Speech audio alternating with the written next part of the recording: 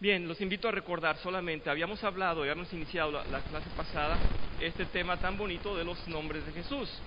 Previo a esto habíamos estudiado los nombres de Dios en general y queríamos ser específicos en que los nombres de Jesús corresponden particularmente a su persona, su naturaleza, su ministerio.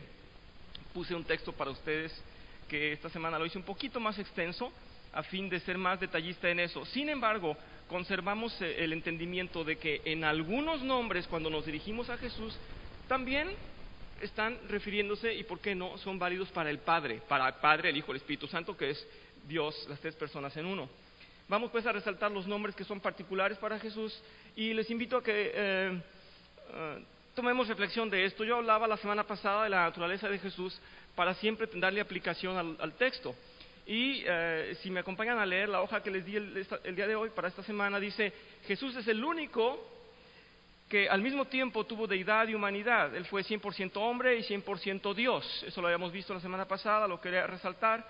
Y en este punto, en la Biblia leemos que Jesús nació de semilla de mujer, es decir, que la humanidad la tomó de María y que la divinidad la tomó del Espíritu Santo. Creo que en esto no tenemos conflicto, ¿verdad? Los invito nada más a reflexionar en esto, y es así de rápido, pero sí es justo que lo veamos, aunque sea, ya lo hemos estudiado, pero les recuerdo. El hecho de que la persona de Jesús sea excepcional, única en el mundo, que tomó de María la carne y del Espíritu Santo la deidad, lo hace único. Pero Él ya era Dios antes. ¿Sí comprendemos eso? Sí, dije la semana pasada, Dios, Jesús, como el Hijo, fue siempre Dios. Fue siempre la segunda persona, ¿verdad? Está el Padre, el Hijo y el Espíritu Santo. Jesús dejó su postura en el trono para venir a hacerse hombre. Pero entonces, a donde quiero llevarlos es a lo siguiente. En el catolicismo se dice que entonces María es la madre de Dios. No. ¿Por qué no? Por lo que estoy diciendo. Jesús tomó de María la carne, o sea, la humanidad, del Espíritu Santo o de su propia deidad. Él se hizo hombre, pero Él siempre había sido Dios. El resultado es un ser irrepetible, nunca se ha repetido y nunca se va a repetir. Él es el único que tiene esas dos características. Por lo tanto, María no es madre de la deidad. María fue madre de la carne. ¿Me explico? María fue la madre de Jesús, pero no es madre de Dios. El origen divino de Jesús lo tenía ya antes, lo ha tenido siempre.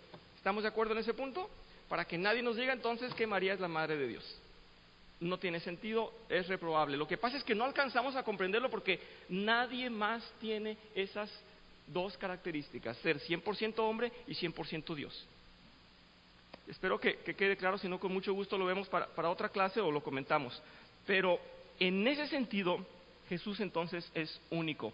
Lo puse ahí y puse también, Jesús es el Cordero perfecto. Más abajo puse, Él es el propiciador, Él es el sustituto. Y hay muchas aplicaciones para su ministerio. Rápidamente les comento entonces, la semana pasada vimos que el nombre de Jesús significaba en hebreo el que salva, y se dice en hebreo Yeshua, que también es llamado Dios, porque es Dios.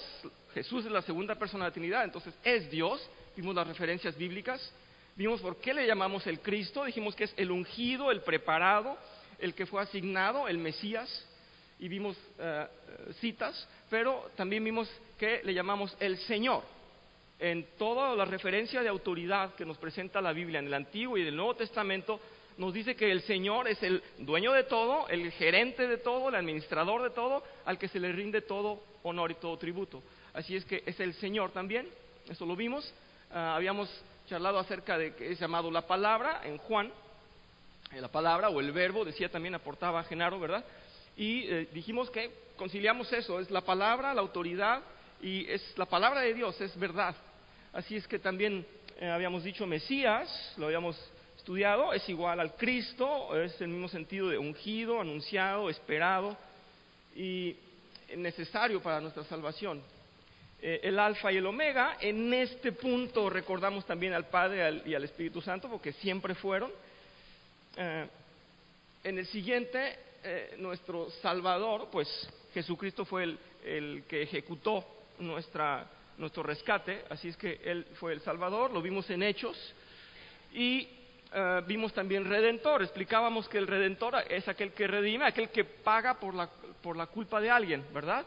Alguien tiene una pena a nivel judicial, a nivel jurídico, si alguien tiene una pena, una multa, una sanción, pero alguien más puede venir a pagar o se le presenta un monto para que lo pague y no lo sufra. En este caso, nuestro Redentor es Jesús, porque Él murió en lugar de que muriéramos nosotros. Así es que Él pagó por nuestra culpa.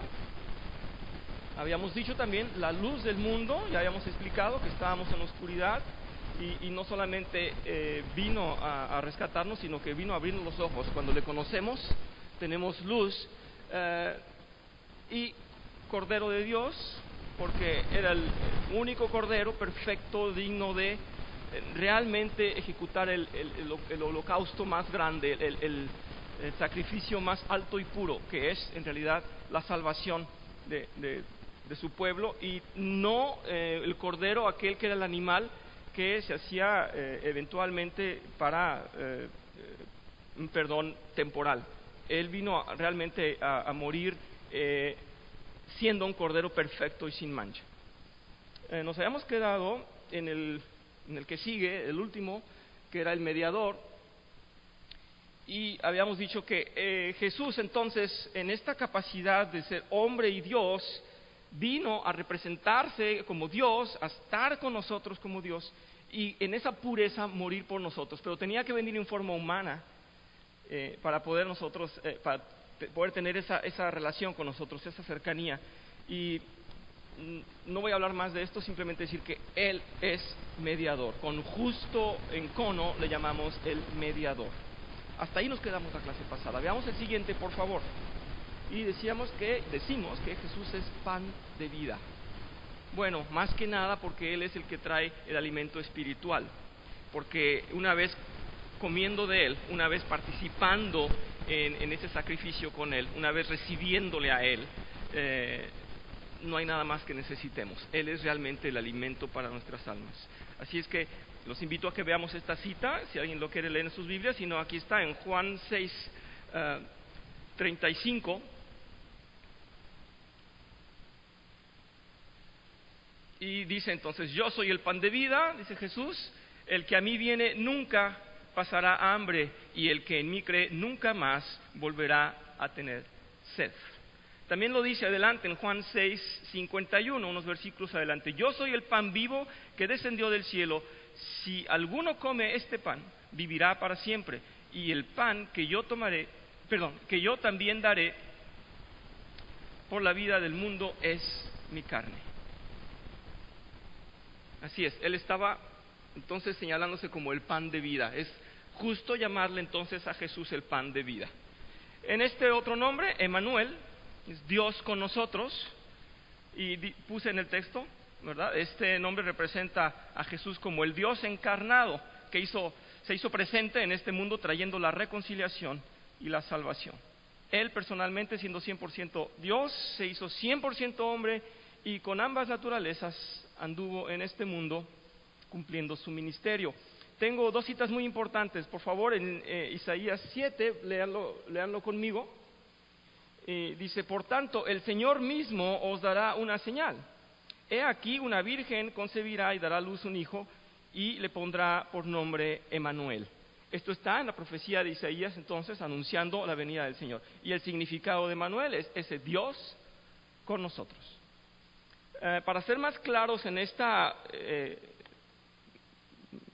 obra específica de Jesús como Dios haciéndose hombre, los invito a que veamos en Filipenses 2, versículos del 5 al 8, dice: haya pues en vosotros ese sentir que hubo también en Cristo Jesús, el cual, siendo en forma de Dios, no estimó el ser igual a Dios como cosa a que aferrarse, sino que se despojó a sí mismo, tomando forma de siervo, hecho semejante a los hombres. Y estando en condición de hombre, lo está aclarando, no está diciendo solamente que en esa resemblanza, sino que en esa condición, lo está aclarando, se hizo realmente carne, realmente hombre, y estando en la condición de hombre, se humilló a sí mismo, haciéndose obediente hasta la muerte y muerte de cruz. Así es que ese es el